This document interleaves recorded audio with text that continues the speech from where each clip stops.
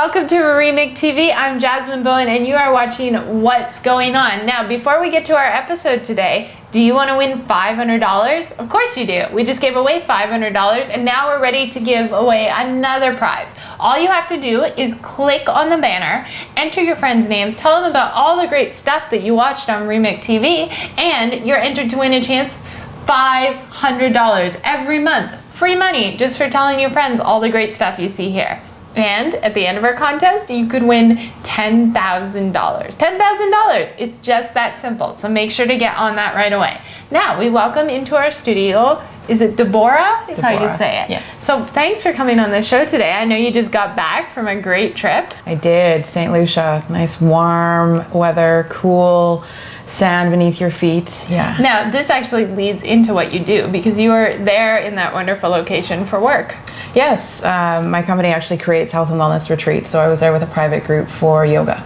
Ah. Yeah, so we had 7 days, twice a day, morning and evening yoga, and wonderful food in between, little excursions here and there, but yeah, wonderful time. And this is work. I mean, that sounds amazing. It is. My group got to do all of that every day. I unfortunately had to go and do site inspections, which is work. I had to go and check out different hotels around the island. So you're still not in. I'm not complaining. No. So tell me about your company.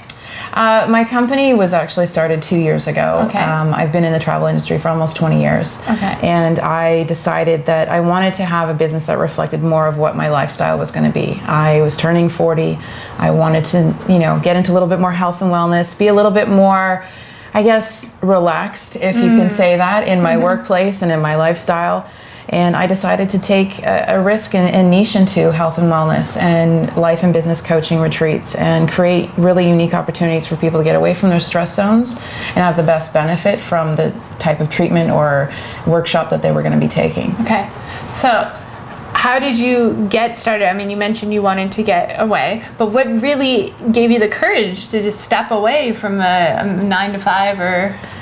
Let's see. To be completely honest, yeah. A bad boss. A bad boss. A bad boss. That can be often enough. It can be, and it also helps to force you, I mean, not that turning 40 is old, but it really pushes you to try and have some clarity as to where you want to lead your next decade. And having a bad experience, being in the industry for so long and realizing I had a wealth of knowledge to share.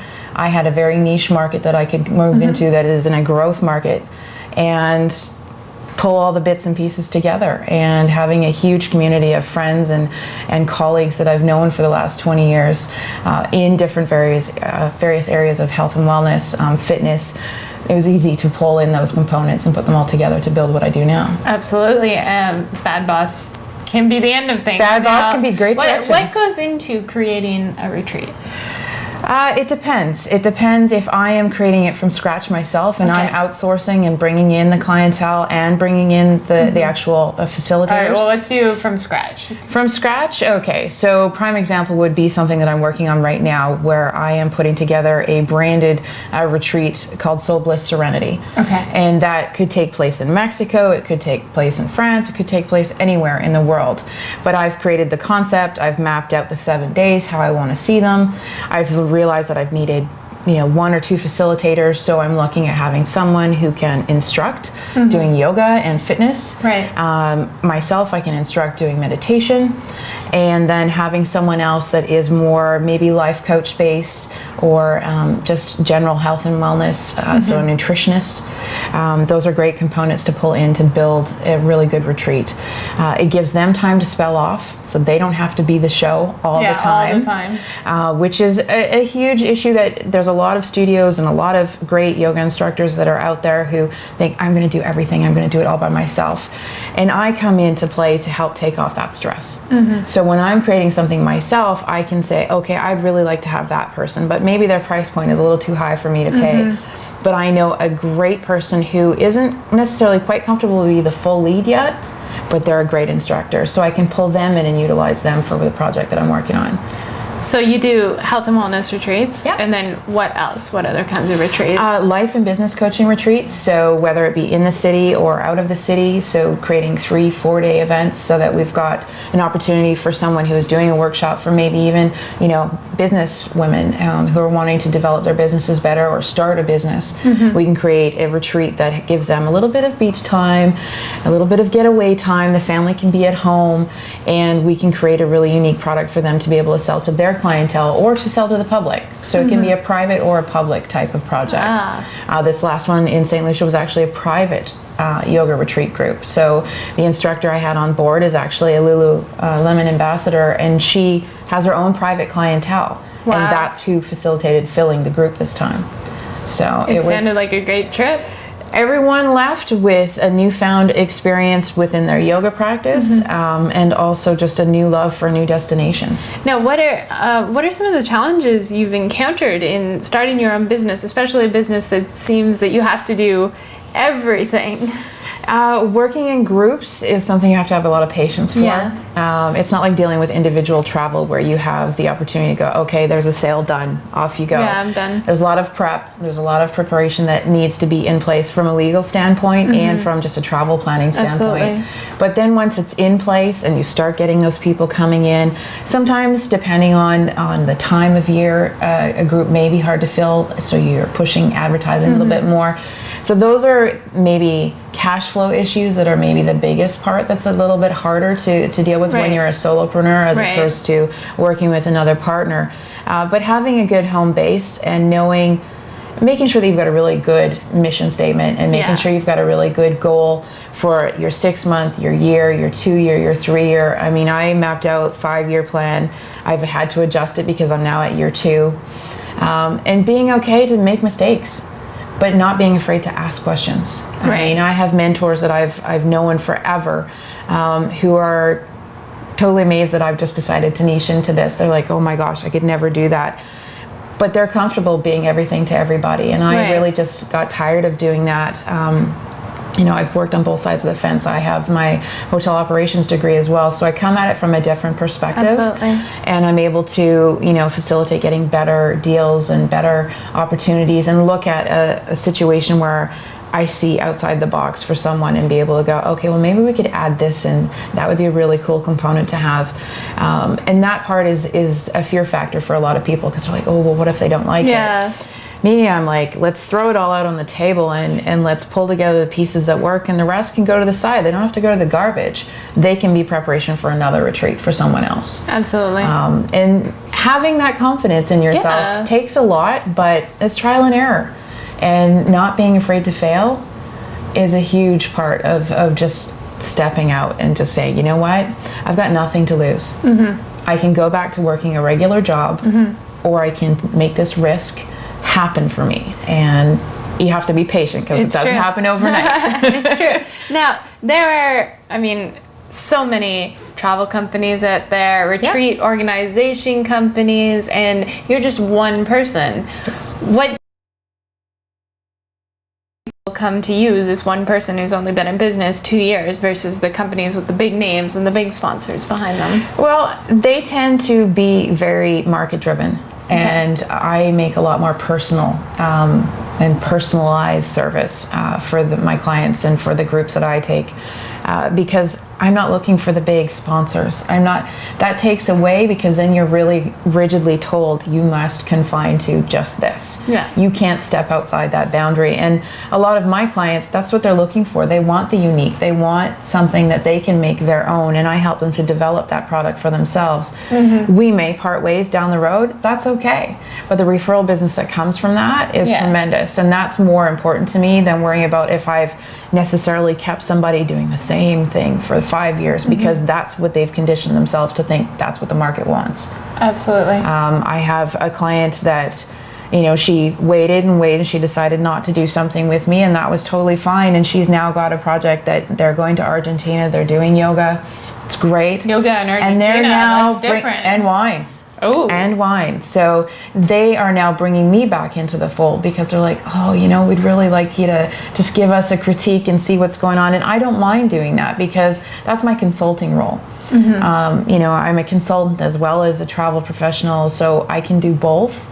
And I don't take offense when someone decides not to actually do it with me, because 9 times out of 10, they have to learn. And then they'll realize, oh, maybe I should have done it this way, or maybe can I come back to you? Totally. So it's all So you good. really think that your personalized approach is what sells more than anything? I think so, because they want that attention to detail. Now, you walked out of a business in which you had stability straight into a very scary world. So we're going to talk about that when we come back. You are watching Remake TV. We have Deborah, who's a entrepreneur straight out of the corporate world and into starting her own business. So go get a drink of water, walk your dog, whatever you need to do, but do not forget, come right back to part 2 of this interview.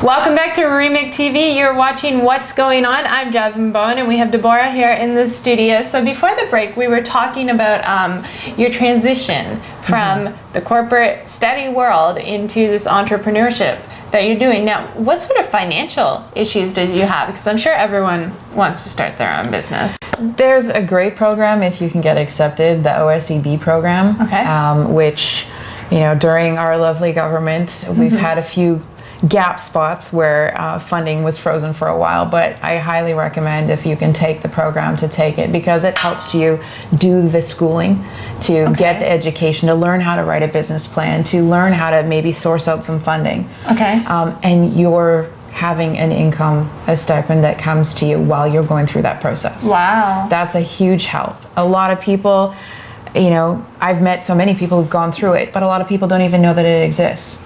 It's a great program. So tell me a little bit more about it. It's OSEB.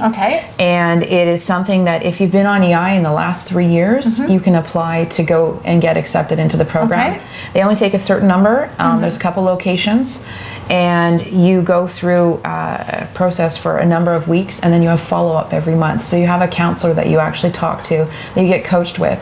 And that's really, really helpful, because when you're making that step and you're making that transition, no matter how well prepared you think you are, it's great to have that coach. You know, it's great to have friends that have done it themselves too and taken the leap. But when you actually have someone that you can go, oh my God, I made a mistake. Like, what do I do? It's okay. This is what you can do here. This is what you can do here. You've got feedback, and you've got a collective that you now know that's all in the same boat, same as you. Different businesses, but same starting point. And that's a great way to be able to, you know, build your confidence. But making sure you do your research, making sure you know what you're stepping into is not something foolish.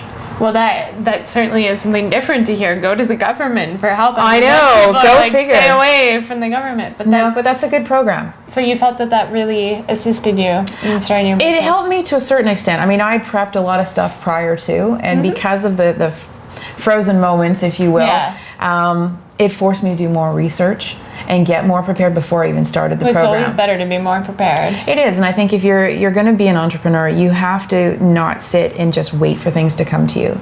You have to action them. You have to be on your toes and go, okay, well, this hasn't happened right now, so what can I do? Be on top of your social media. Learn how to do all of this stuff. There's so many free webinars and stuff out there. It's one of the things I've really pushed myself to do, especially with my female collective. I share as much information as I can. If I get a cheat sheet to, you know, how to build a Facebook page or how to create a website, I put it out there. Whether it's a link on my Facebook page or it's an email blast to my friends going, check this one out. This will make life so much easier for you. Learning how to do time management. That's probably the most difficult thing for me, because I'm a writer. I'm also a blogger, and I have my company, and I have life projects. So pulling all those together, sometimes, you know, today I could look at my schedule and go, well, maybe it wasn't as productive as someone else's by their perspective. But mine, I know I tackled a heck of a lot since I've been rolling since 8 o'clock this morning on the computer. There you go. Yeah. Now, in this day and age, there's kind of an economic downfall, and people, you know, they see these retreats, and I'm sure everyone wants to go on them, but they don't necessarily have the money, or they can't justify spending the money to go. What do you offer at the retreats that really justifies like people need this? It depends on what it is. Okay. Our upcoming retreat that we've got going to Costa Rica with Marnie Wasserman. Marnie is well known within Toronto. She writes for Chatelaine magazine. She writes for a whole bunch of different publications.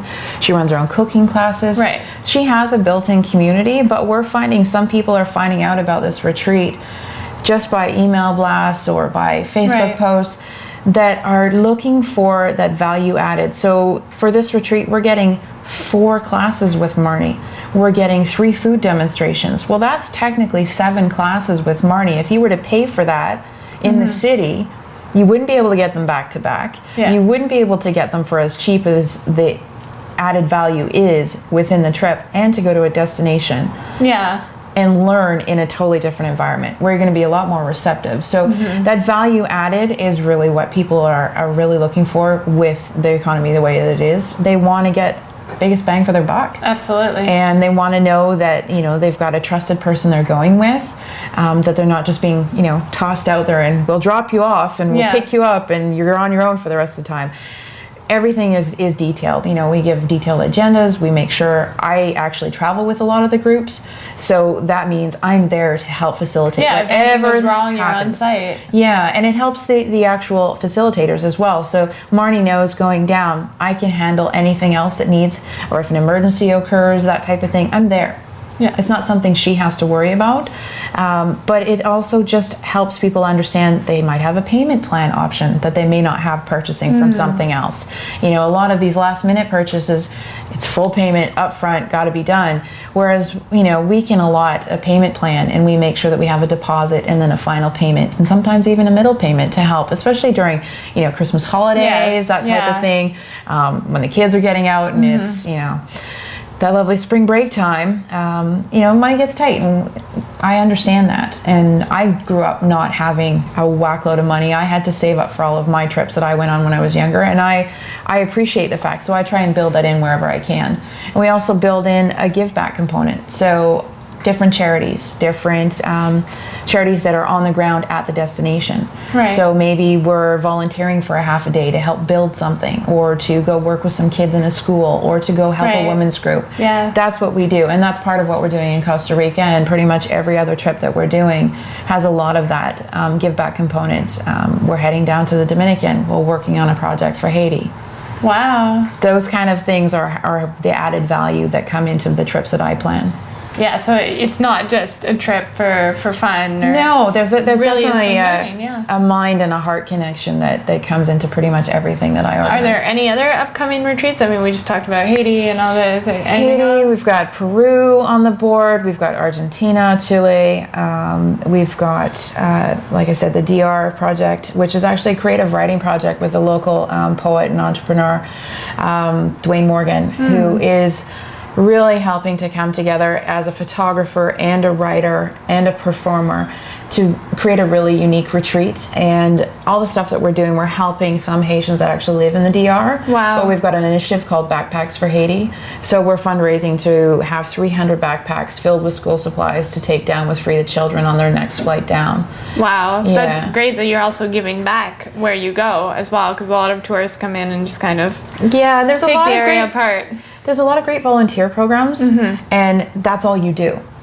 So it's nice to be able to have a component where it's a half day or a full day where you can have, you gave back. Or you can donate money. It's your choice, one or the other. If you decide you don't want to participate with the group, I highly doubt you're not going to participate when you're actually down there.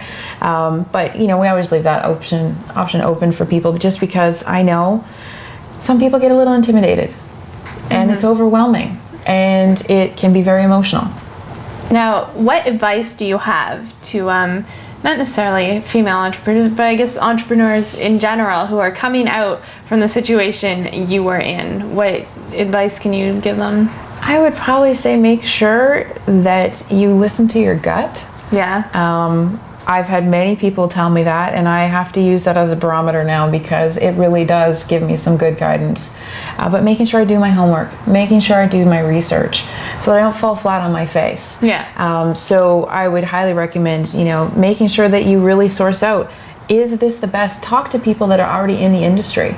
make sure that you know what work it's going to take to get to where you want to go. Because if you don't know that path, it can take different angles. It can go left, right, around the corner. But if you don't know a guideline to follow, you're going to get lost and you're going to end up failing at everything that you want to achieve because you don't have a set goal in mind. Now, what's your dream?